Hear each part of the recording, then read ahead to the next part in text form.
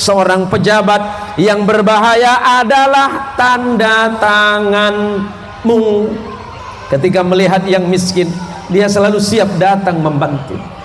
Ketika dia menjadi pejabat, dia selalu siap membantu rakyatnya. Ketika dia menjadi penguasa, dia selalu berusaha semaksimal mungkin untuk berlaku adil.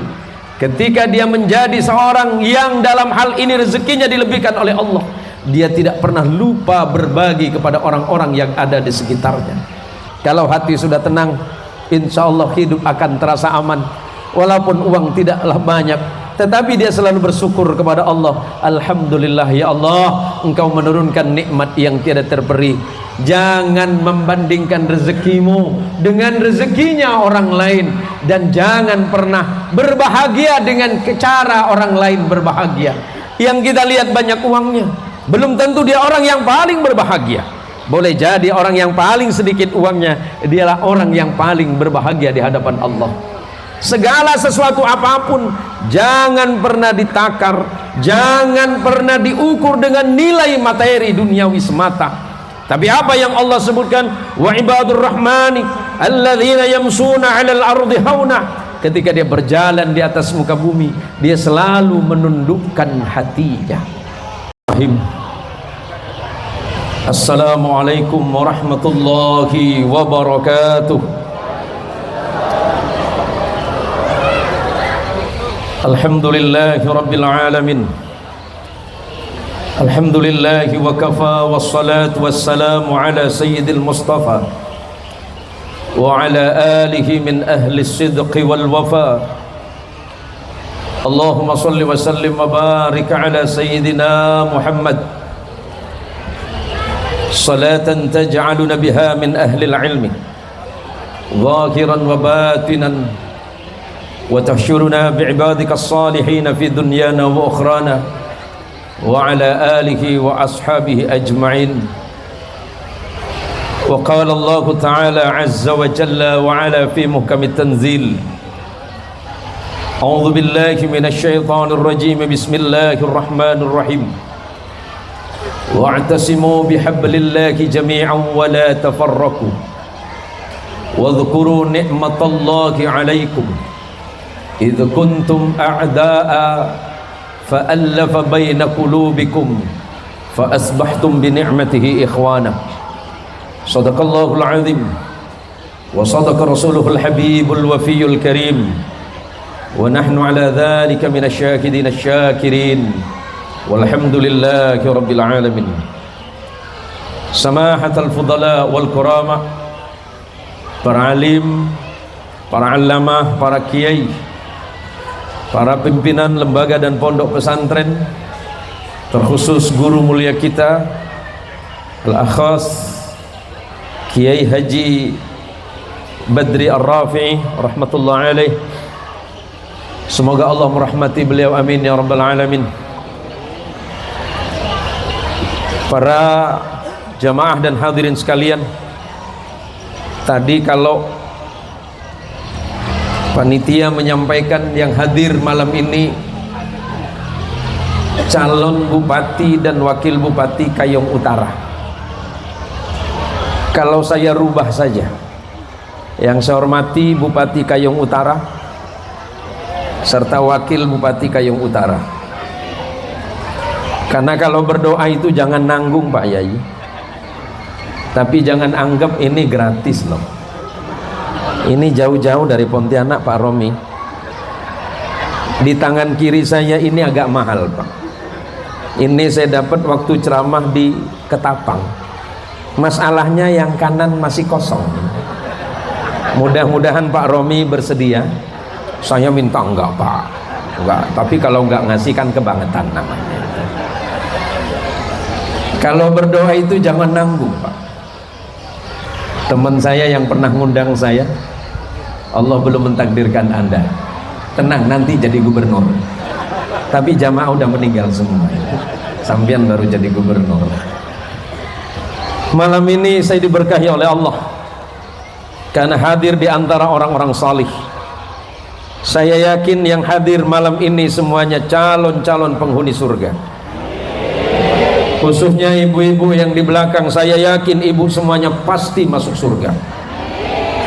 Ceritanya mau berangkat sekarang apa besok, Bu? Sekarang apa besok? Besok. Ibu-ibu yang di belakang, masuk surga pengen yang bayar apa yang gratis? Hah? Kencengin dikit. Mau yang bayar apa yang gratis? Pak Romi, tiketnya masih ada. Buat ibu-ibu kasihan nononggo no. Para sahabat-sahabat dan teman-teman pengurus Nahdlatul Ulama, mulai dari pengurus cabang Nahdlatul Ulama Kabupaten Kayong, kemudian MWCNU Kecamatan Teluk Batang, serta teman-teman baik yang ada di banom-banomnya ataupun lembaga-lembaga Nahdlatul Ulama. Perkenalkan, saya juga pengurus Nahdlatul Ulama. Saya sebagai wakil Katib Syuriah, pengurus wilayah Nahdlatul Ulama Kalimantan Barat. Allahumma salli ala Sayyidina Muhammad. Allahumma salli ala Sayyidina Muhammad. Allahumma salli ala Sayyidina Muhammad. Barusan hujan. Saya yakin panitia sudah deg-degan. Kenapa kita harus cemas akan itu? Bukankah Allah sudah mengatakan wa anzala minas sama'i ma'an mubarakah?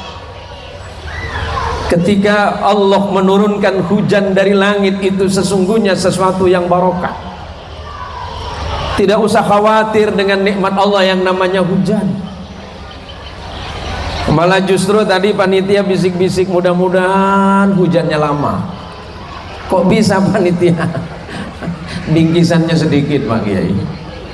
Tapi nggak apa-apa, bingkisan sedikit nggak apa-apa. Saya yakin panitianya tekor malam ini. Tapi tenang aja, ada Pak Romi Pak yang siap nutupin Pak. Pak Romi, bawa cash atau transfer aja nggak apa-apa Pak. Kalau lewat saya 20% Pak. Kita malam ini dipertemukan oleh Allah dalam keadaan sehat walafiat. Ini mahal Pak.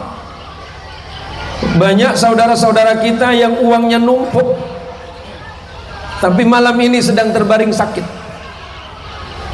Mau bernafas saja kesulitan, bahkan harus menggunakan alat bantu.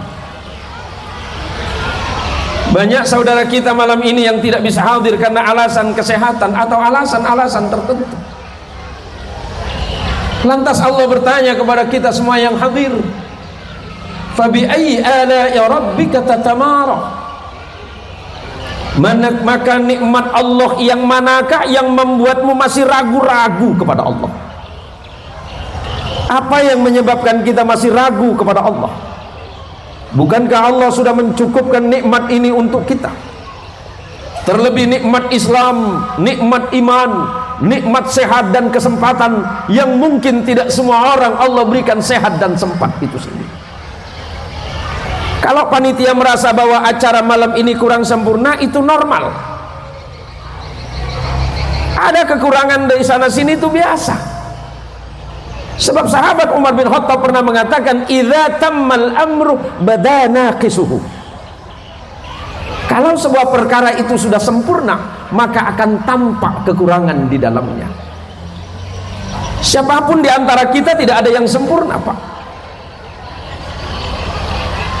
Kiai tidak sempurna,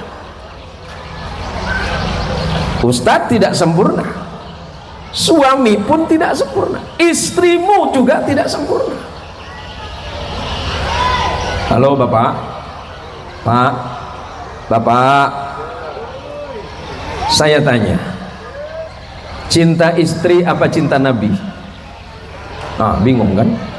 Boleh saya maju depan Ki Badri? Tak tanya semua ini, jangan jauh-jauh. Pak Romi, saya tanya Pak Romi dulu, cinta istri apa Nabi? Serius Pak, jangan pakai peringkat, jangan banyak alasan. Cinta Nabi apa istri? Dua-duanya. Bapak-bapak, saya maju ke depan saja Ki Badri ya. Cinta Nabi apa istri? Jangan dua-duanya. Cinta istri apa Nabi? Dengerin Bu, dengerin Bu. Balas sama ibu. Tolong ambil. Cinta Nabi apa suami? Cinta Nabi apa suami?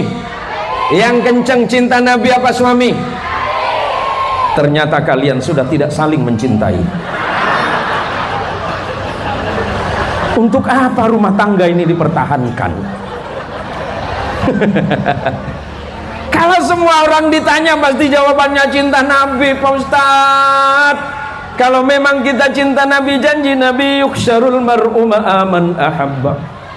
Seseorang itu pasti dikumpulkan dengan yang paling dicintainya. Kalau cinta Nabi, kita pasti dikumpulkan dengan junjungan kita Rasulullah Muhammad sallallahu alaihi wasallam. Kalau gitu, karena tadi sudah mulai tidak cinta dengan istri, pertanyaannya yang pakai peci Nahdlatul Ulama, ya sampean nggih jenengan, tinggal berapa persen cintamu pada istrimu? Jawab. Gampang nih gitu. Pinten Mas? Berapa Mas? Ya udah sama Pak Wakil saja. Berapa persen cintamu sama istrimu? Jawab saja Pak Wakil, nggak repot kok. Berapa? 50%. Tinggal 50%. Suami macam apa dia? Mestinya karena kita mencintai Nabi, kita mencintai istri karena Allah dan Nabinya. Istri mencintai suami, cintanya karena Allah dan Nabinya. Suami seperti apapun di dunia ini nggak ada yang sempurna Pak. Karena istrimu juga tidak diciptakan sesempurna yang engkau inginkan. Kalau manusia itu melihat sesuatu dari kekurangannya, semuanya kurang. Tetapi ketika kita melihat seseorang itu dari nilai baiknya, insya Allah dia lebih. Maka malam ini kita sedang mencontoh Nabi kita Muhammad sallallahu alaihi wasallam. Ini panitia sudah menyiapkan momentum untuk mengenal sosok, akhlak serta menambah kecintaan dan kedekatan sekaligus meneladani Nabi Muhammad sallallahu alaihi wasallam. Istrimu tidak sempurna karena engkau juga bukan suami yang sempurna. Tetapi karena engkau mencintai istrimu karena Nabi Muhammad sallallahu alaihi wasallam, sekurang apapun istrimu, dia akan sempurna di hadapanmu. Makanya Pak Wakil, jangan pernah membandingkan kecantikan istrimu. Istri umur berapa? Umur 40. Bisa dibandingkan sama umur 20? Saya lupa nama sampean. Pak Irwan ya? Pak Irwan. Kepilih lagi Pak? Kepilih lagi? Kok bisa Pak? Oh Allah yang nentukan. Aduh kalau udah bawa-bawa Allah takutlah saya ini. Wah. Gini Bu. Halo Ibu. Bu. Ibu. Nah, ceramah saya tidak lama. Kalau di sini berapa menit biasa Pak Romi? Berapa? 2 jam. Gini ya. Saya kalau ceramah di Singapura cuma 45 menit Pak. 45 menit saya ceramah di Singapura, itu pun dibayar $5.000 Pak. Ini panitianya mana ini? Ustadz, jangan lihat ke sana, antum tadi yang sambutan itu. Saya ceramah di Malaysia 1 jam, di Brunei Darussalam 1 jam. Ini Teluk Batang suruh ceramah 2 jam. Bismillah saya turun dari sekarang. Bu, suatu hari saya mau cerita saja ke Bapak. Suatu hari saya lagi jalan nih Pak Romi, jalan sama istri di satu mall di Pontianak. Istri saya kan umurnya 51, sayanya 54. Tiba-tiba lewat anak muda perempuan umurnya 25. Istri saya nanya, Bi, ngelihat barusan yang perempuan lewat? Enggak. Serius? Enggak ngelihat yang enggak, padahal udah selesai dari tadi Pak. Enggak kelihatan sama istri. Jadi istri nanya, nah ini bahayanya perempuan Pak Romi, suka buat jebakan Batman. Jadi saya tanya, memangnya kenapa dengan perempuan yang lewat tadi? Jujur saja katanya, cantikan mana saya sama dia? Astagfirullahaladzim. Istri saya umur 51, yang lewat 25, separuh umurnya Pak.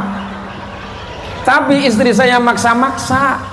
Cantikan mana istri saya yang umurnya 51 sama perempuan yang umur 25? Ustadz Hussein, kalau istri panjenengan nanya seperti itu, jawabannya apa?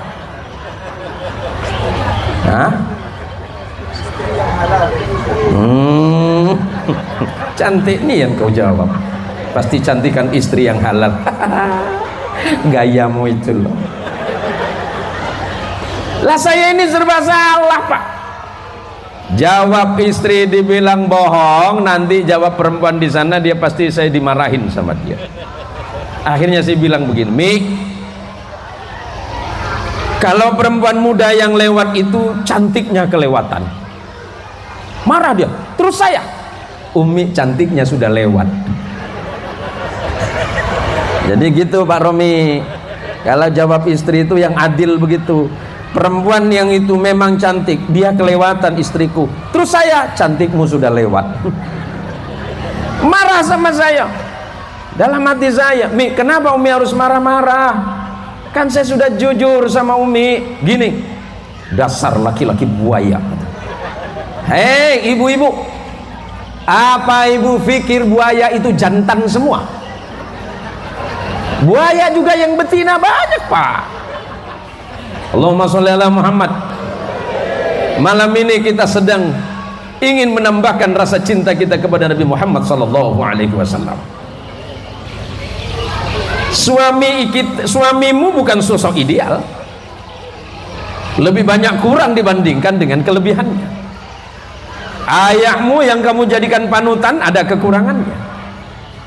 Tetapi ketika Allah menyebutkan Nabi Muhammad sallallahu alaihi wasallam, laqad kana lakum fi rasulillahi uswatun hasanatun liman kana yarjullaha wal yawmal akhirah wa dzakarallaha katsira. Rasulullah Muhammad sallallahu alaihi wasallam adalah sosok anutan dan panutan yang sempurna di sisi Allah, bukan cuma di sisi manusia.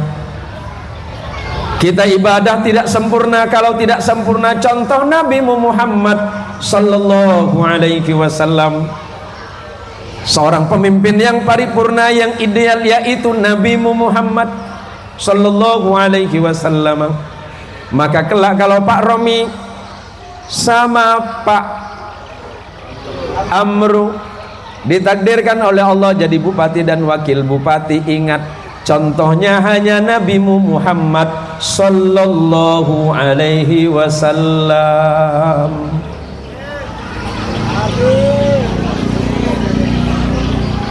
Kenapa kita harus mencontoh Nabi?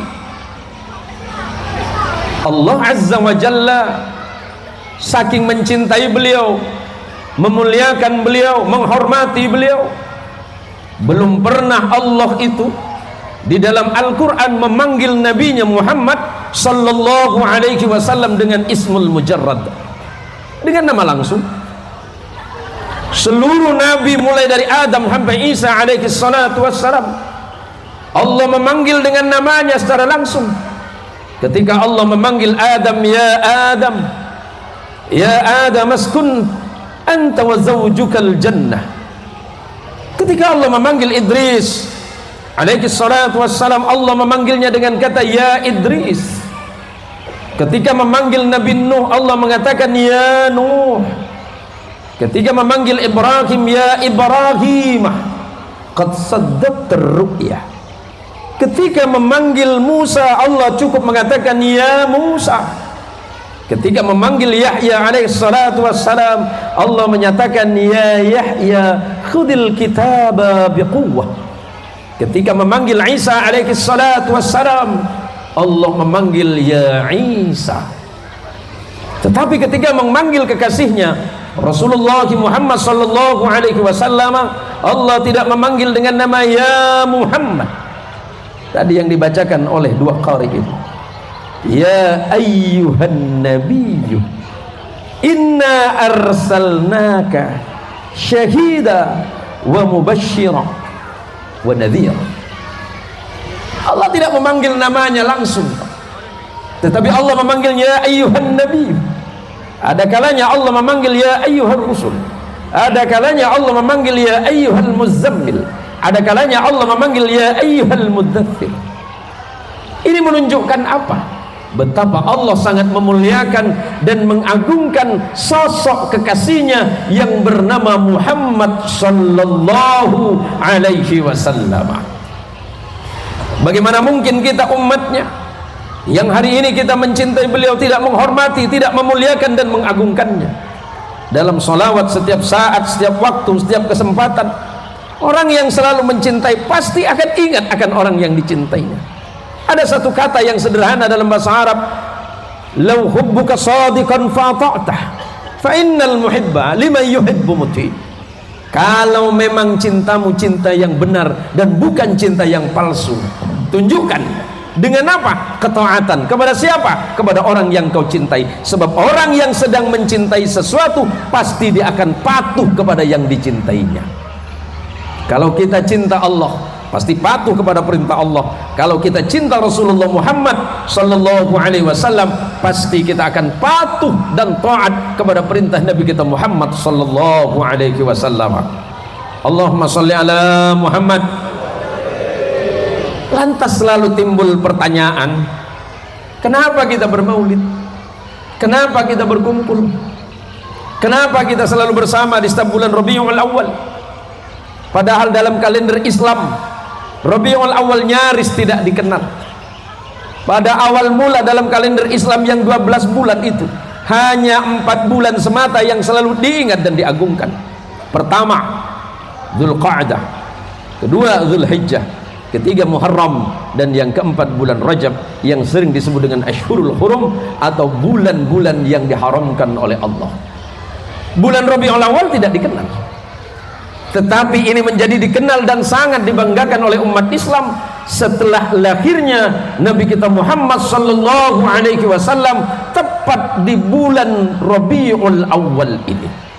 Sesuatu yang berkaitan dengan Allah pasti mulia, dan setiap sesuatu yang berkaitan langsung dengan Nabi Muhammad sallallahu alaihi wasallam pasti dia mulia di sisi Allah dan akan dimuliakan oleh sesama hamba-hamba Allah.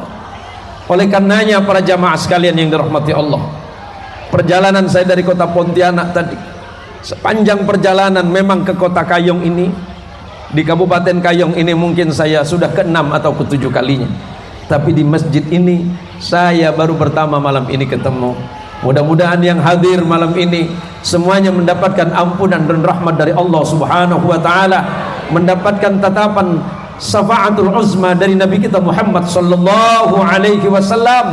Kelak kita pasti akan berkumpul dengan junjungan kita Nabi Muhammad sallallahu alaihi wasallam. Para jamaah sekalian yang dirahmati Allah, beberapa bulan yang lalu saya hadir di rumah Pak Iwan di desa apa? Teluk Nipah. Desa Teluk Nipah ya. Saya diundang oleh beliau pada malam itu.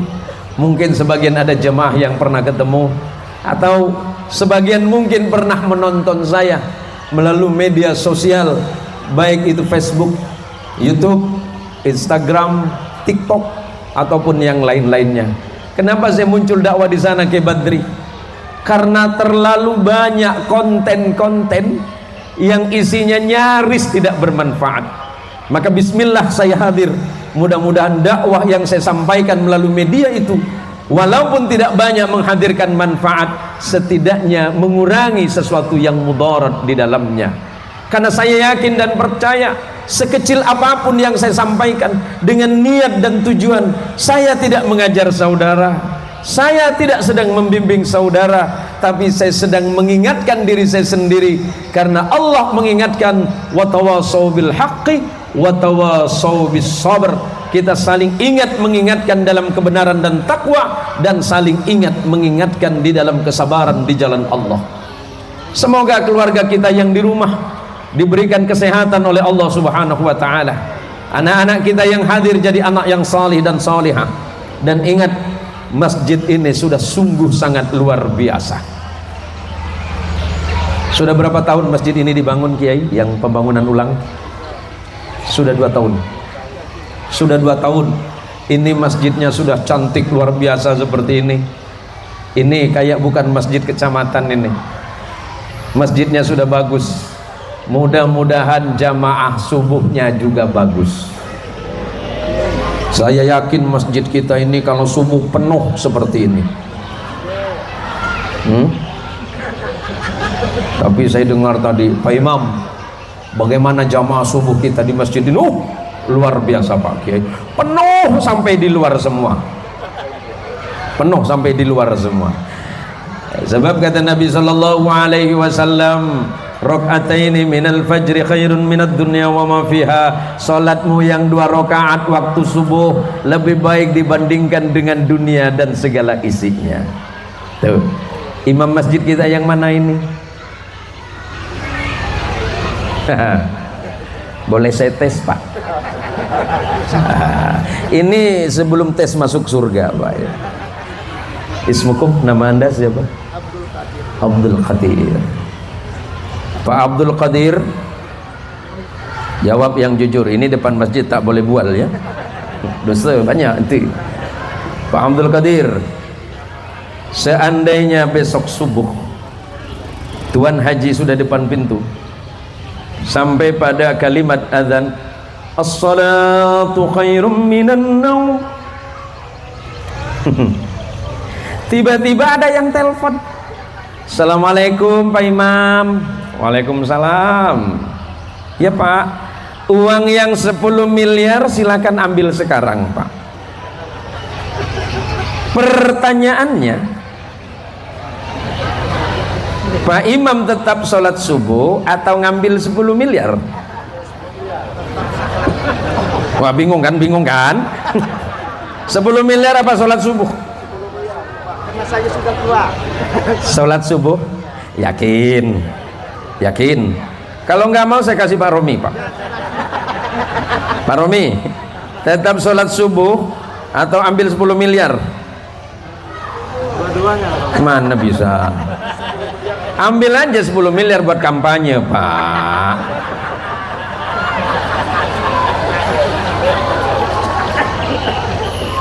Ya udah, geser sebelahnya sama Ustadzina. Ustadz Husain, sholat subuh atau ambil 10 miliar? Bingung kan? 10 miliar apa sholat subuh?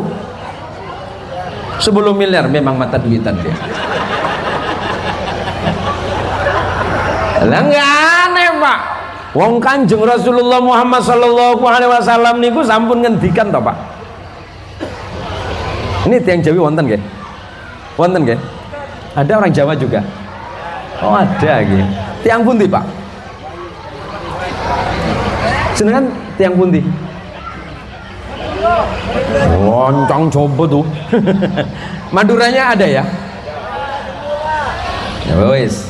Jadi gini Pak, kalau bicara soal harta itu memang manusia seperti itu. Kanjeng Rasul Muhammad sallallahu alaihi wasallam sampun dawuh Pak, Gusti Rasulullah lestari adebu. Rasulullah sudah menyatakan, "Lau kana libni Adam wadiyan min malin labtagha thalithan ma yamla'u jawfa ibni Adam illa at-turab innallaha yatubu 'ala man taba." Apa kata Nabi? Allahumma shalli ala Muhammad. Seandainya manusia itu diberikan harta 2 lembah, dari satu gunung ke gunung yang kedua itu lembah namanya Pak, di dalamnya harta semua 2 lembah itu, apakah mereka cukup? Enggak. Seandainya satu kabupaten itu dikasih sama Pak Romi cukup? Enggak. Pasti minta Kabupaten Kayong juga. Kayong sama Ketapang. Kabupaten Ketapang sama Kayong sudah dikasih sama Pak Romi cukup? Enggak. Masih minta yang ketiga. Labtagha thalithan, kata Nabi. Itulah manusia. Manusia itu tidak pernah puas dan cukup akan keadaan yang Allah titipkan kepada dirinya. Apa yang menyebabkan manusia itu puas, kata Nabi? Ma yamla'u jawfa ibni Adam illa turab. Tidak mungkin manusia itu puas akan harta duniawi ini sebelum kematian yang mendatangi mereka. Allahumma sholli ala Muhammad. Ya, kalau dengar ceramah kayak gini kayaknya Pak Romi mundur nih, Pak. Enggak usah, bismillah aja, Pak.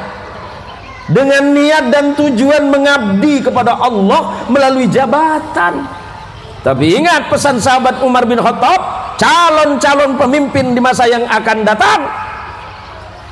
Apa yang mau saya sampaikan dari sahabat Umar bin Khattab? Beliau itu jadi khalifah pengganti Abu Bakar Siddiq radhiyallahu an selama 10 tahun. 10 tahun beliau itu bajunya cuma 2. Pak Romi,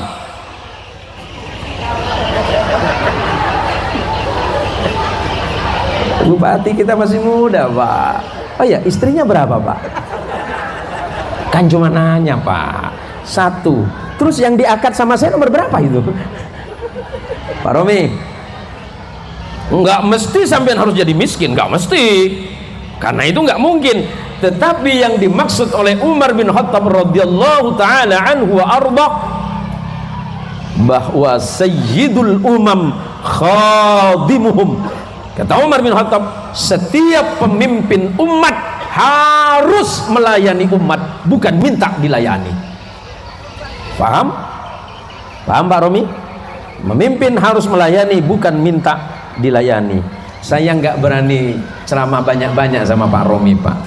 Masalahnya tadi beliau colek, jangan keras-keras Ustadz. Loh kok bisa amplop aman Ustadz? Oh ya, nggak apa-apa, Pak. Mohon maaf, Pak. Aman, Pak, kan? Aman, Pak. Saya sudah lama nggak pegang Pak. Ya paling banyak 200.000. Kenapa saya nggak pegang uang banyak, Pak? Kalah sama istri. Ibu, halo Ibu. Bu, Ibu percaya enggak saya nikah takut dengan istri? Percaya enggak? Bukan cuma saya, Pak Romi pun sama takut dengan bini. Pak Romi, istri ada ikut? Kenapa tak bawa? Hah? Aduh, aku nggak percaya sama dirimu. Gini, Pak. Saya ini sama teman-teman Pak Kiai sering dijulukin, oh kalau Kiai Zain Muhsin itu singa podiumnya Kalimantan Barat. Itu di podium, Pak. Saya ini disebut singa podium Kalimantan Barat kalau di podium. Nyampe ke rumah saya kucing Anggora, Ibu. Masuk pagar rumah dengar bunyi suara istri. Ngeri dengarnya, Pak. Apakah saya takut sama istri? Enggak lah. Berani. Kok seperti itu? Ternyata istri saya lebih berani, Pak. Apa yang mau saya sampaikan malam ini, Bu? Ibu, Bu, kalau boleh milih, mending suami duluan yang mati atau ibu?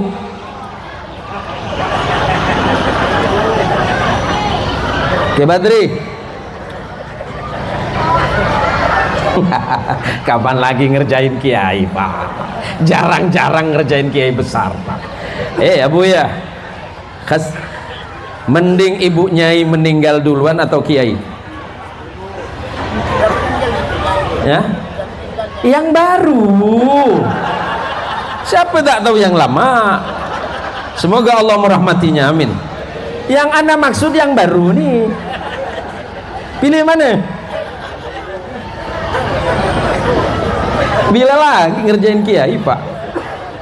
Mending siapa, Pak Kiai? Jawabannya bersayap, takut bini rupanya. awas yo bon jenengan mawon sampean saja, mending istri meninggal duluan atau bapak? Siapa? Yalah, kumismu aja melintang takut sama istrimu itu. Bu, mending istri apa suami meninggal duluan? Hah? Istri. Hati-hati kalau istri meninggal duluan, 1 minggu kawin lagi dia. Pak, mending bapak atau istri aja, Pak? Ya, yang di tengah Abah. Mending siapa, Bang? Oh, jangan tunjuk, Bah. Abah. Yang saya maksud jenengan. Mending jenengan apa istri, Bah?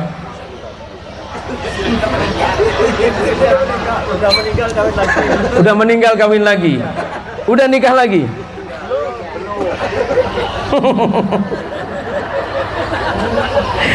Wajahnya ganteng, duit banyak, nggak kawin lagi, kan lucu, Pak. Ada yang bilang gini, saya pernah datang ke dokter. Dok, iya Pak Haji, ada apa? Istri saya itu suka marah. Dokternya malah semangat. Suka marah gimana Pak Haji? Istri saya itu tiap pagi pasti ngomelin saya. Oh, malah bagus Pak Haji. Dengerin Pak ya, Pak Romi. Kalau istri Pak Romi, kata dokter, 1 hari ngomelin Pak Romi itu 1 jam, itu bagus Pak. Kenapa? Karena detak jantung Bapak sama dengan lari 10 km. Kalau cerewet 1 jam. Dan yang kedua, Pak Romi pasti lebih awet muda. Maka sebelum ngantor Pak, biasakan dengerin istri ngomel dulu 1 jam cukup Pak. Akhirnya saya tanya sama dokter, kalau istri ngomel 1 jam dan kita sehat awet muda, kalau 2 jam gimana dok? Jangan Pak, karena Bapak pasti mati muda. Kita malam ini seneng Pak. Kenapa senang? Karena Allah mengatakan kepada kita dalam Quran, Bismillahirrahmanirrahim, Qul bifadlillahi wa birahmatihi fabidzalika falyafrahu huwa khairum mimma yajma'un. Sampaikan ya Rasulullah Muhammad, bifadlillahi, karena fadilah dari Allah. Makna fadilah pada ayat ini Ibnu Abbas radhiyallahu anhu warda menyatakan, makna fadlun pada ayat ini adalah datangnya iman dan Islam yang dibawa oleh Nabi Muhammad sallallahu alaihi wasallam. Karena Allah dalam ayat yang berbeda menyatakan, innad dina indallahil Islam, sesungguhnya agama yang paling baik di sisi Allah adalah agama Islam. Fadilah pertama yang kita dapat adalah iman di dalam hati. Iman itu harganya mahal, tidak bisa dibayar dan ditukar dengan apapun. Nilai iman itu saking mulianya di hadapan Allah. Yang kedua, wa birahmatiki, dan karena sebab rahmat Allah yang turun kepadamu. Kata rahmatun pada ayat ini, Ibnu Abbas menafsirkan adalah Nabi Muhammad sallallahu alaihi wasallam, karena beliau menafsirkan Quran bil Quran, wa ma arsalnaka illa rahmatan lil alamin. Aku tidak semata-mata mengutus engkau ya Muhammad, melainkan untuk menjadi rahmat bagi seluruh alam. Maka karena 2 nikmat iman dan nikmat datangnya Nabi Muhammad sallallahu alaihi wasallam, falyafrahu, maka bergembiralah kalian semuanya. Bergembira atas Islam, bergembira atas datangnya Nabi Muhammad sallallahu alaihi wasallam sebagai panutan, anutan dan contoh yang sempurna di sisi Allah. Bagi siapa orang-orang tersebut yang bisa mencontoh Rasulullah. Liman kana yarjullaha wal yawmal akhirah, bagi orang-orang yang hanya mengharapkan ridha Allah dan percaya pembalasan Allah di hari kiamat. Wa dzakarallaha katsira, dan orang-orang yang banyak mengingat Allah setiap saat, setiap waktu dan kesempatan. Jadi ustadz banyak ingat kepada Allah, insya Allah mendidik umat hak karena Allah. Jadi suami juga karena Allah, maka ketika membimbing istri dan anak, dia akan menjadi suami yang baik, menjadi imam yang baik di hadapan anak-anak dan istrinya. Ketika dia menjadi pejabat, niatnya karena Allah, banyak mengingat Allah. Mau berbuat salah jadi ingat kepada Allah. Aku disumpah jabatan dengan Al-Quran atas nama Allah, bagaimana mungkin aku berbuat maksiat dengan jabatan ini? Seorang pejabat yang berbahaya adalah tanda tanganmu. Paham Pak Bupati? Ya, mudah-mudahan nanti ketemu lagi pas pelantikan Pak, tapi lebih mahal Pak. Allahumma sholli ala Muhammad. Kalau orang hatinya senantiasa terikat dan terpaut kepada Allah, ketika dia berdiri selalu ingat Allah. Ya Allah, terima kasih aku bisa berdiri, ya Allah, bisa berjalan ke tempat yang baik ini, ya Allah. Kalau bukan karena kudrat iradahmu, ya Allah, kalau bukan karena ketetapanmu dari zaman azali, tidak mungkin aku bisa bertemu dengan saudaraku di tempat ini, ya Allah. Kalau hatinya selalu ingat Allah, ketika dia berjalan, dia selalu menundukkan kepalanya, menundukkan hatinya. Wa ibadur rahman alladzina yamsuna 'alal ardi hauna wa idza khatabahumul jahiluna qalu salama. Orang-orang yang hatinya lembut, yang selalu patuh tunduk kepada Allah dan Rasulnya, hatinya selalu penuh kasih sayang. Ketika melihat yang miskin, dia selalu siap datang membantu. Ketika dia menjadi pejabat, dia selalu siap membantu rakyatnya. Ketika dia menjadi penguasa, dia selalu berusaha semaksimal mungkin untuk berlaku adil. Ketika dia menjadi seorang yang dalam hal ini rezekinya dilebihkan oleh Allah, dia tidak pernah lupa berbagi kepada orang-orang yang ada di sekitarnya. Saya yakin dan percaya bahwa para jamaah yang hadir pada malam hari ini, insya Allah niatnya sama, tujuannya sama. Bagaimana kita ini bersama-sama mengingat Allah dan banyak menyebut nama Rasulullah Muhammad sallallahu alaihi wasallam, baik di dalam ataupun di luar salat, agar tujuannya kemudian hati kita lebih tenang. Kalau hati sudah tenang, insya Allah hidup akan terasa aman. Walaupun uang tidaklah banyak, tetapi dia selalu bersyukur kepada Allah. Alhamdulillah ya Allah, Engkau menurunkan nikmat yang tiada terperi. Jangan membandingkan rezekimu dengan rezekinya orang lain, dan jangan pernah berbahagia dengan cara orang lain berbahagia. Yang kita lihat banyak uangnya, belum tentu dia orang yang paling berbahagia. Boleh jadi orang yang paling sedikit uangnya, dialah orang yang paling berbahagia di hadapan Allah. Segala sesuatu apapun jangan pernah ditakar, jangan pernah diukur dengan nilai materi duniawi semata. Tapi apa yang Allah sebutkan, wa ibadur rahmani alladzina yamsuna 'alal ardi hauna, ketika dia berjalan di atas muka bumi, dia selalu menundukkan hatinya. Siapa orang-orang yang menundukkan hatinya? Adalah orang-orang yang selalu takut kepada Allah Tuhannya dalam setiap saat, setiap waktu, setiap ucapan, setiap langkah, setiap perbuatannya selalu mengaitkan dirinya hanya kepada Allah semata. Pada masanya nanti kita ini pasti harus kembali menghadap kepada Allah Subhanahu wa taala, siapapun dirinya. Apa kata Allah?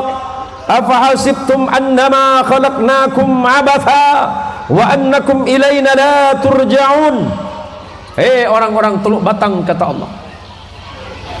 Hei orang-orang Kayong Utara, hei orang-orang yang mendengarkan ayat ini, afahasibtum annama khalaqnakum abatha, apakah kalian menyangka dan mengira Allah menciptakan kalian itu dalam keadaan bermain-main? Wa annakum ilaina la turja'un, dan kalian tidak pernah memikirkan bahwa kalian semuanya pasti akan pulang menghadapku, kata Allah. hidup tidak ada yang tahu. Besok atau lusa siapa di antara kita, tidak ada yang tahu. Adalah rahasia Allah. Maka ketika berkaitan dengan ini, berhati-hati saja. Sebab kita tidak tahu yang hari ini sedang sehat, yang sedang bugar, yang tanpa kelihatannya tidak ada keluhan sakit apapun, tiba-tiba besok ada pengumuman di masjid besar Babul Mukminin, tiba-tiba besok subuh, inna lillahi wa inna ilaihi raji'un, Bapak Abdul Qadir. Ini kan baru simulasi, Pak. Ini belum aslinya. Loh, nggak ada yang tahu, Pak. Adik-adik kelas saya semasa di pesantren lebih muda dari saya udah meninggal, Pak. Karena kematian itu bukan masalah siapa yang tua atau yang muda. Kalau bicara umur siapa yang tua, kan kita tinggal hitung di atas. Siapa ya? Wah, Abah nih. Abah berapa, Bah, umurnya, Bah? 25, Bah? 25. Oh, 65. Saya dengarnya 25 barusan. Ini ada teman saya satu pesantren, Pak. Ustadz Muhyi ini. Ini Pak RT ya. Dulu di pesantren alim, Kiai. Enggak tahu tiba-tiba hilang semua ilmunya ini. Teman saya satu pesantren. Ya Allah, sudah berapa tahun kita nggak ketemu? 30 tahun ya. 30 tahun kami nggak ketemu Pak Romi. Insya Allah dia milih sampean, Pak. Satu aja, Pak. Allahumma sholli ala Muhammad. Lah, umur nggak ada yang tahu, Pak. Itu rahasia Allah. Kenapa dirahasiakan oleh Allah? Ada suatu hari, ada dalam kitab Tadhkirah yang ditulis oleh Imam Syamsuddin Qurtubi, diceritakan begini. Ada seseorang yang begitu ahli ibadah dan alim pada masa Bani Israel. Karena saking dekatnya kepada Allah dan menjadi hamba Allah yang luar biasa, Allah mengkaruniakan kepada dirinya bisa bercakap-cakap dengan malaikat. Sampai suatu hari dia diperkenankan bercakap-cakap dengan malaikat maut. Silakan buka dalam kitabnya Imam Syamsuddin Qurtubi. Apa kata orang ini? Malaikat, nanti 2 tahun sebelum meninggal, tolong kirimkan suratnya untuk saya sebagai pemberitahuan. Malaikat nanya, untuk apa saudaraku? Untuk jaga-jaga saja. 2 tahun ya? Baik, 2 tahun sebelum meninggal. Seiring perjalanan waktu, setelah 2 tahun, tiba-tiba malaikat datang. Assalamualaikum. Waalaikumsalam. Kaget dia. Iya, saya malaikat maut, kata Israel. Maksud Anda kesini apa? Sesuai dengan perjanjian kita, Anda pernah meminta kepada saya 2 tahun sebelum kematian Anda, saya diminta mengirim surat. Tapi suratnya mana? Anda mengingkari saya, kata si orang tadi. Oh enggak, surat ini sudah dikirimkan dari 2 tahun yang lalu, cuma Anda tidak pernah membuka apalagi membacanya. Yang mana? Begini saudara, 2 tahun yang lalu matamu sudah mulai meredup, pandanganmu sudah mulai samar-samar. Yang kedua, pesan Allah kepadamu, telingamu pendengarannya sudah mulai berkurang. Yang ketiga, uban di rambutmu sudah mulai bertambah. Yang keempat, gigi yang kau banggakan sudah mulai rontok. Ini kayak punya Pak RT ini. Sambil dilihat Pak RT, sudah rontok belum? Yang kelima, jalanmu yang 2 tahun yang lalu, yang kelihatannya mulai gagah dan perkasa pada 2 tahun yang lalu, engkau sudah mulai melemah. Kesehatanmu sudah mulai menurun. Dan itulah surat Allah yang Allah kirimkan dari 2 tahun yang lalu. Sayangnya engkau tidak pernah membaca itu. Padahal surat rahasia Allah sudah Allah kirimkan dari beberapa tahun yang lalu. Apakah kita membuka dan membacanya? Disinilah kelemahan kita manusia. Begitu sulit kita bermuhasabah, mengintrospeksi diri, melihat ke dalam apakah lebih banyak amal salih yang kita lakukan atau justru sebaliknya lebih banyak maksiat yang kita lakukan kepada Allah. Maka di malam yang berbahagia ini, di mana kita bersama-sama hadir di masjid yang mulia ini, di acara Maulidur Rasul Muhammad sallallahu alaihi wasallam, mudah-mudahan setiap langkah kita ini semuanya dihitung ibadah oleh Allah Subhanahu wa ta'ala, dan menjadi pengingat bagi kita semuanya bahwa kita ini adalah hamba Allah. Mau senang apa tidak, cepat atau lambat, mau apa tidak, suka ataupun benci, pada akhirnya semuanya kita harus kembali menghadap kepada Allah Rabbul Alamin yang menciptakan kita, menghidupkan kita, menjaga kita dengan rezekinya, memberikan kita kesehatan, memberikan kita berbagai macam nikmat dalam hidup. Pertanyaannya, sudahkah kita ini menjadi hamba Allah yang bersyukur, atau justru sebaliknya kita menjadi hamba Allah yang selalu kufur akan nikmat dari Allah Subhanahu wa ta'ala. Oleh karenanya, mari kita mulai dari diri sendiri, sebagai suami, sebagai imam dalam keluarga, sebagai istri, sebagai penentu juga dalam kehidupan rumah tangga. Mari kita memperbaiki diri, kita perbaiki amal kita, sebagaimana kita mencontoh kehidupan Rasulullah Muhammad sallallahu alaihi wasallam dalam kehidupan beliau, dalam keseharian beliau selalu nampak bersahaja. Beliau tidak berlebih-lebihan, beliau selalu tampil apa adanya. Tetapi ketika bicara kebenaran, Allah menggambarkan di dalam Al-Quran, Muhammadur Rasulullah walladzina ma'ahu asyidda'u 'alal kuffari ruhama'u bainakum. Rasulullah Muhammad sallallahu alaihi wasallam ketika bicara tentang akidah, bicara tentang hukum, bicara tentang kebenaran dan hak, Rasulullah selalu tegak dan lurus, sedikit pun beliau tidak pernah goyah. Tetapi ketika beliau kembali di antara umatnya, kembali kepada istri dan keluarganya, Rasul sallallahu alaihi wasallam adalah suami yang paling penyayang kepada istri dan anak-anaknya. Semoga suami ibu bisa mencontoh Rasulullah Muhammad sallallahu alaihi wasallam. Suatu hari, boleh minum Pak?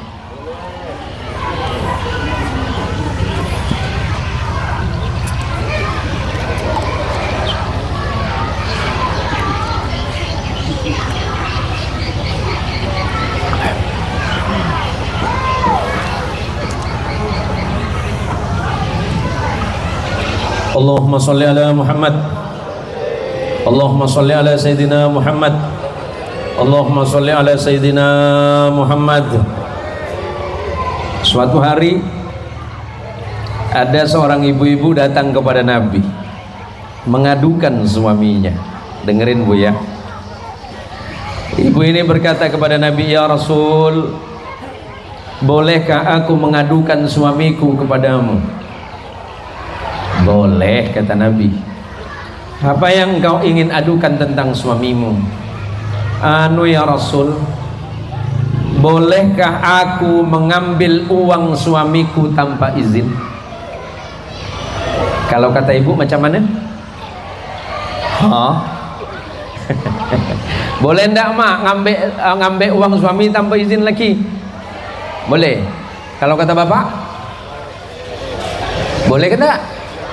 Tak boleh. Jadi Nabi bertanya balik, apa halnya kau ni ngambil duit laki kau? Mesti kau ni izin dulu dengan laki kau.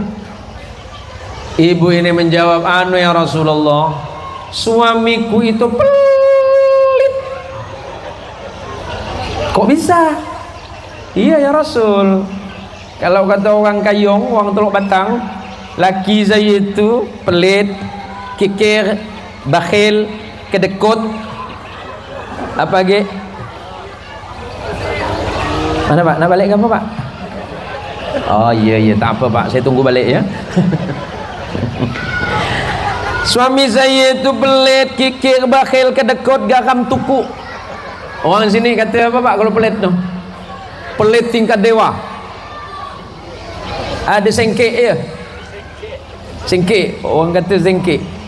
Jadi Nabi bilang begini, oh kalau suamimu pelit dan engkau khawatir, anakmu juga khawatir, makan kepada perkara yang haram gara-gara tidak diberikan uang oleh suamimu, boleh mengambil uang suamimu hanya untuk makanmu dan anakmu. Itu Pak. Jadi besok setelah ceramah ini, kalau uang bapak banyak hilang, tersangka utamanya istri bapak. Untungnya masa itu ke Badri tidak ada skincare, tidak ada perawatan kulit. Coba zaman Nabi ada perawatan kulit, sakit kita Pak. Pasti ibu-ibu nanya, boleh enggak tanya pertanyaan tambahan ya Nabi? Macam mana? Kalau untuk bulu mata Nabi, syukur tak ada bulu mata masa itu. Satu lagi Nabi, boleh enggak saya ngambil duit laki saya untuk beli sandal yang tinggi 30 Nabi? Syukur Pak, tak ada masa itu. Maka kata Nabi SAW, suami yang baik dan laki-laki yang paling baik adalah suami yang mencintai dan menyayangi istri dan anak-anaknya. Maka mulai besok contoh Nabi kita Muhammad SAW dari hal yang paling sederhana. Nabi kalau manggil istrinya selalu manggil yang lembut-lembut. Tak pernah Nabi memanggil dengan panggilan yang menyakitkan. Bukan macam orang Teluk Batang, asal ribut dengan bini dipanggil apa ya, labi-labi kata dia. Suami-suami baik, halo bapak, pak, halo semuanya. Kalau bangun tidur gimana cara bangunkan istri? Woi, bangun, pakai kaki lagi Pak Ustaz. Mulai besok contoh istri saya Pak. Bu, ibu, nih suami biar contoh Nabi. Kalau ndak bisa contoh Nabi, contoh saya. Contoh Nabi berat Pak Ustaz, nyontoh Ustaz ya, oke? Contoh saya, tiap saya subuh jam 3:30 saya bangunkan istri saya dengan cara membangunkan yang bagus. Saya peluk dari belakang, cantik, bangun cantik. Ngapa kau sakit hati nah? Itu bini aku. Istri saya bangun, apa ganteng katanya. Ya Allah, Pak, bangunkan istri itu 3:30, bangunkan wahai istriku. Pak, dengan istri panggil apa Pak? Hah? Beb, astagfirullahaladzim.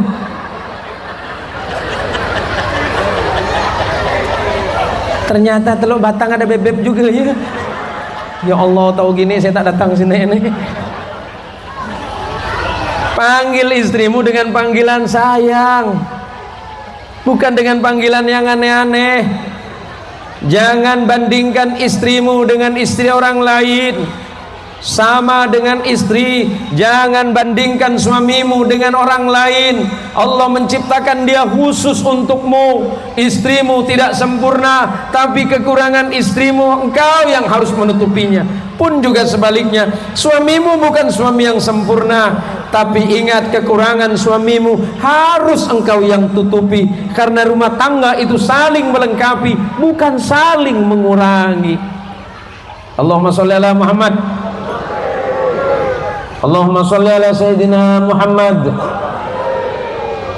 Itulah contoh akhlak Nabi yang paling mudah untuk kita ikuti dalam hidup. Kali waktu Nabi pulang terburu-buru, Sayyidah Aisyah radhiyallahu anha terkaget-kaget ketika melihat Nabi, suami yang paling dicintainya itu datang terburu-buru. Hingga kemudian Sayyidah Aisyah memasak masakan yang paling disenangi Nabi itu. Karena keadaan terburu-buru, tiba-tiba Sayyidah Aisyah terlalu banyak memasukkan garam ke dalam makanannya. Ketika Nabi menikmati makanan yang dibuatkan oleh Sayyidah Aisyah, Rasulullah merasakan keasinan yang luar biasa. Pak, kalau istri bapak masaknya keasinan, apa kata bapak sama istri? Hah? Enak. Oh, memang bagus mami macam ni.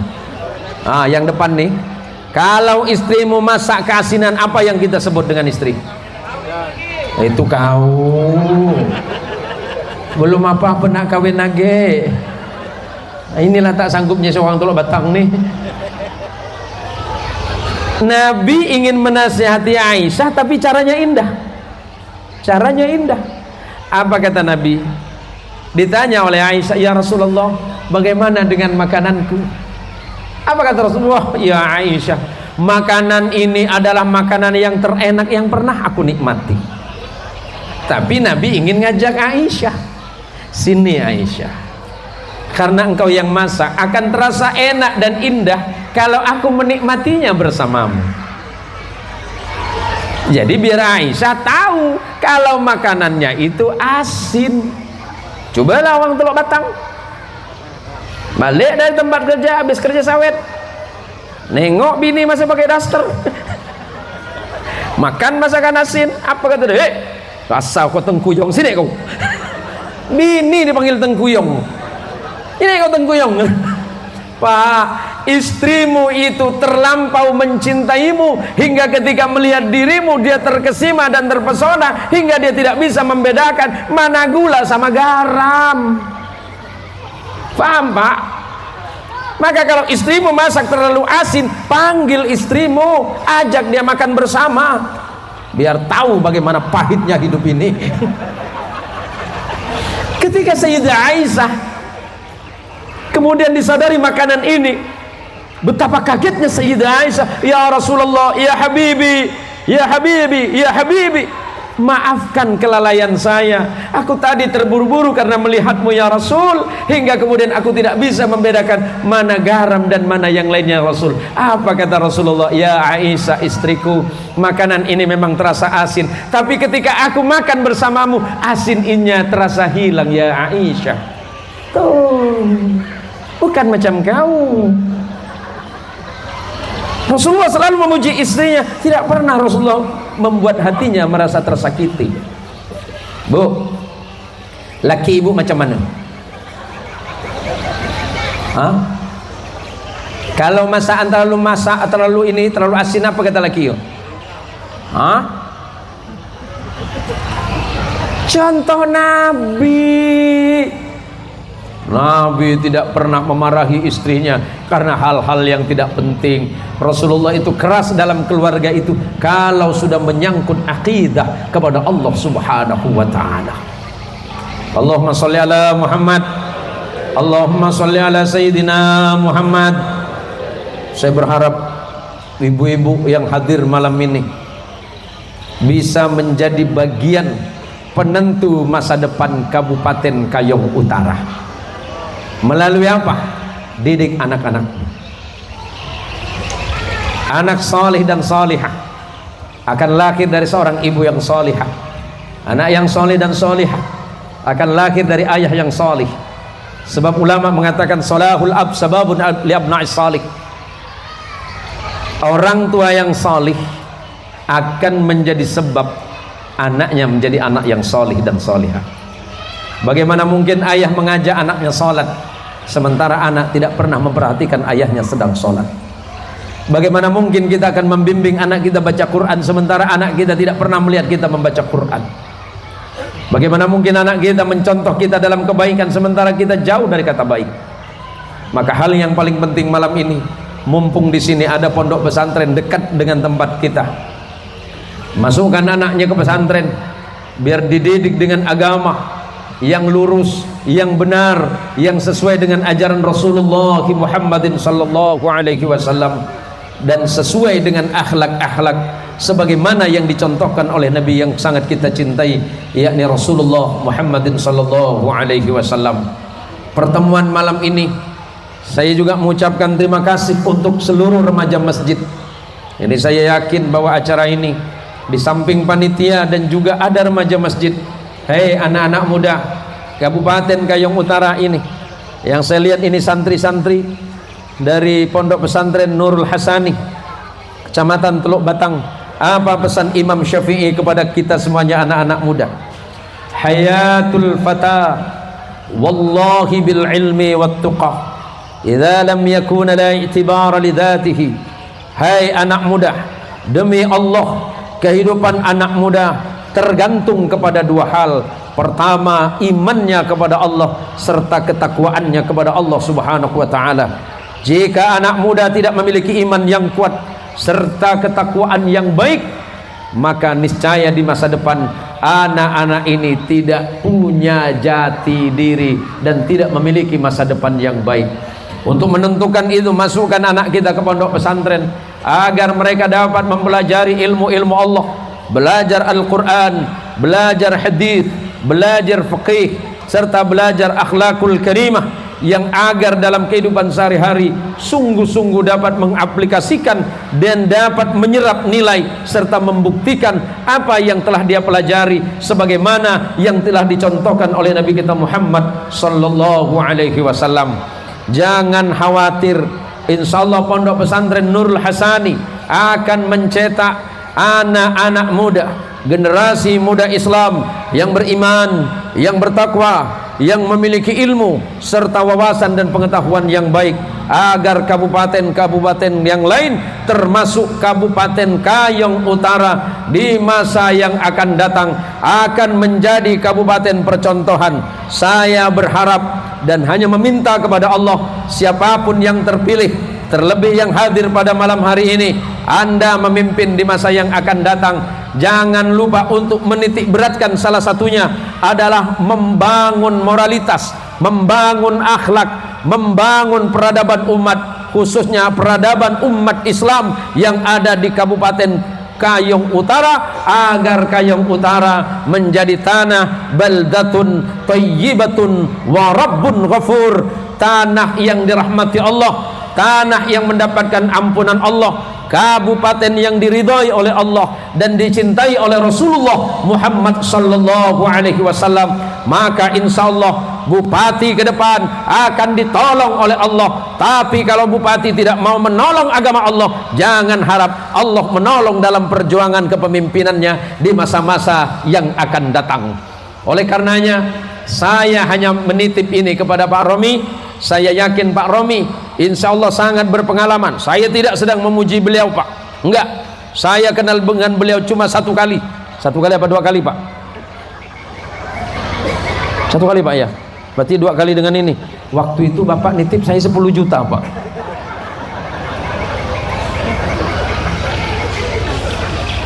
Berarti malam ini bisa tambahkan Pak? Saya gurau ya Pak, gurau. Tapi kan bisa ketemu di Pontianak Pak ya. Rumah saya dekat Pak, saya di jalan 28 Oktober masuk Gang Bima Sakti 3. Tanya saja sama jamaah Ustadz Zen, tahu kok Pak. Kalau Bapak nggak ketemu saya bisa titip lewat istri Pak. Tapi kalau sahabat lewat istri potongannya besar Pak. Suatu hari ini cerita istri saja Pak ya. Suatu hari saya sudah 3 tahun tidak pegang HP Bu, nggak pegang HP 3 tahun Pak. Kenapa nggak pegang HP? Percuma Pak. Saya beli HP mahal-mahal, anggaplah yang harganya 20 juta, percuma Pak. Bukan saya nggak bisa buka, kuncinya sama istri semua Pak. Jadi kalau buka HP pakai telunjuk istri. Mana HP-nya? Ini Mi. Tapi syukurnya sama Allah, sejak saya menikah 25 tahun yang lalu, istri saya nggak pernah minta uang belanja Pak. Itu hebatnya istri saya Pak. Ki Badri gimana? Ini patut dicontoh istri saya itu Pak. Istri saya 25 tahun nggak pernah minta uang belanja. Kok bisa? Iya, ATM-nya sama dia semua Pak.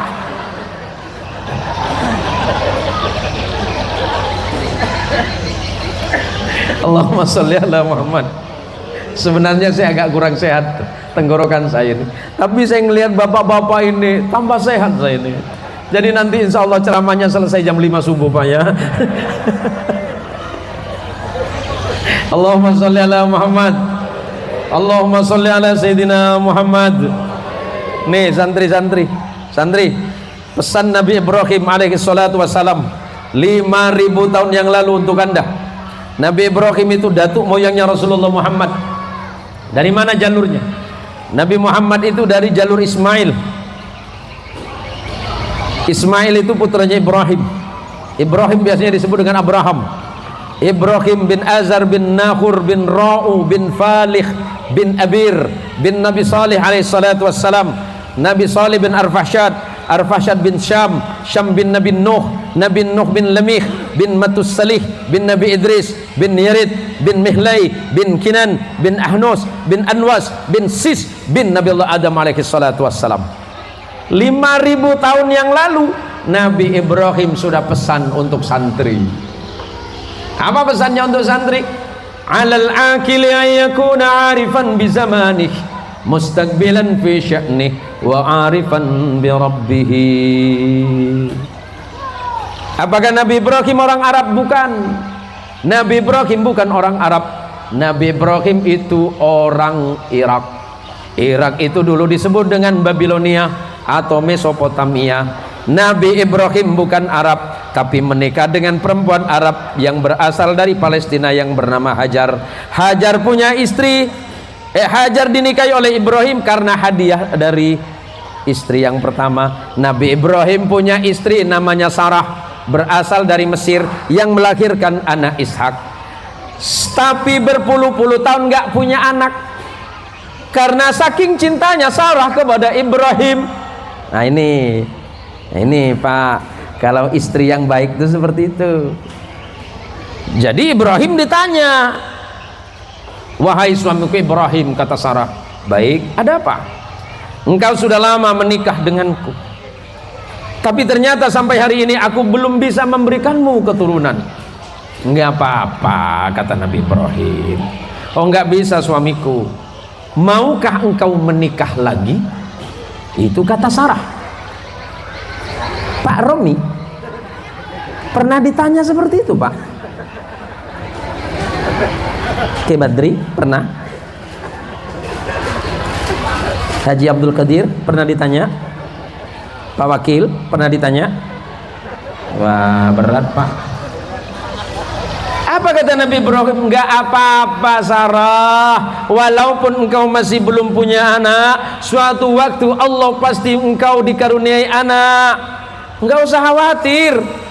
Tapi apa kata Siti Sarah? Enggak, menikahlah engkau, dan aku sudah persiapkan perempuan cantik untukmu, namanya Hajar, berasal dari Kanaan, hari ini disebut Filistin atau Palestina. Maka Nabi Ibrahim dipaksa. Nah itu mau dipaksa Pak? Mau dipaksa nikah lagi sama istri gitu? Pasti mau kan? Ini aja bapak yang gigi tinggal 2 aja mau. Apa pesan Nabi Ibrahim? Alal akili ayyakuna arifan bi zamanihi. Para santri, hei orang yang berakal, kata Nabi Ibrahim, alal akili ayyakuna arifan bi zamanihi. Orang yang berakal harus tahu tentang kebutuhan zamannya. Sama dengan Pak Bupati harus tahu tentang kebutuhan zaman. Mustaqbilan fi sya'nihi, mempersiapkan diri menghadapi masa depannya.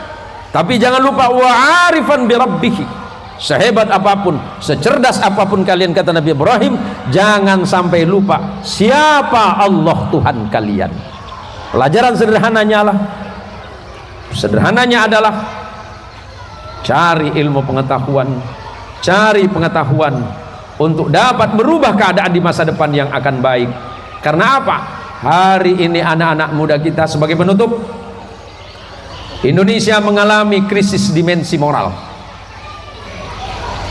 Di tengah arus teknologi yang luar biasa, nyaris tidak ada pembatas. Hari ini kita pegang HP, kejadian di Eropa paling jauh hari ini, detik ini juga kita bisa melihat. Yang terjadi adalah ternyata anak-anak Indonesia, bahkan masyarakat Indonesia yang terkena judi online di atas 4 juta hari ini. Naasnya lagi apa? 100.000 diantaranya yang terpapar judi online ini, 100.000 diantaranya anak umur 10 tahun ke bawah. Umur 10 tahun sampai 6 tahun sekarang sudah bisa judi, Pak. Na'udzubillah tsumma na'udzubillah min dzalik. Kita kadang-kadang orang tua ini tidak mau tahu. Kita kadang-kadang tidak peduli dengan anak, hanya untuk sekedar membahagiakan anak, sampai lupa kemudian anak kita akan terjebak dalam kerusakan. Maka hati-hati, hati-hati anak kita yang senang main gadget. Belum lagi narkoba.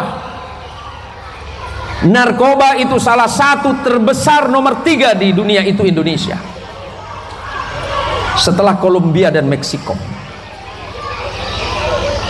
Nilai transaksi perjudian online itu per tahun, bahkan per bulan kemarin sekitar Agustus September mencapai 570 triliun nilai perjudian. Bagaimana dengan narkoba yang sama ratusan triliun? Maka bangsa ini kalau tidak hati-hati kita berada di ambang kehancuran. Kalau kita tidak mempersiapkan anak-anak kita dengan pendidikan iman yang baik, dengan karakter dan moralitas yang baik, maka kita akan menghadapi masa-masa sulit di masa yang akan datang.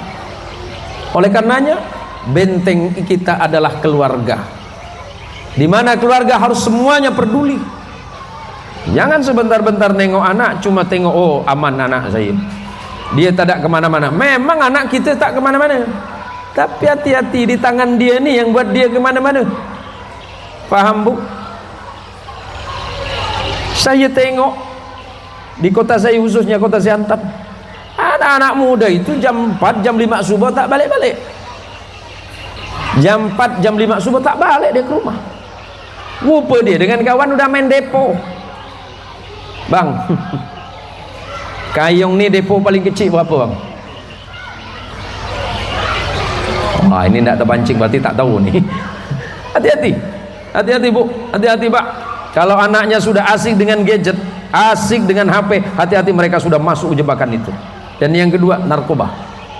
Luar biasa, narkoba sudah menghancurkan moralitas anak-anak umat Islam, karena sasaran terbesarnya pasti umat Islam yang ada di Indonesia. Bagaimana mungkin Allah akan ridho kepada kita sementara kita sendiri tidak mampu memperhatikan anak-anak dan pendidikan anak kita. Sebagai penutup, saya mohon maaf jika apa yang saya sampaikan ini benar, pasti itu datangnya dari Allah semata. Dan jika itu salah, semata-mata karena saya yang awam.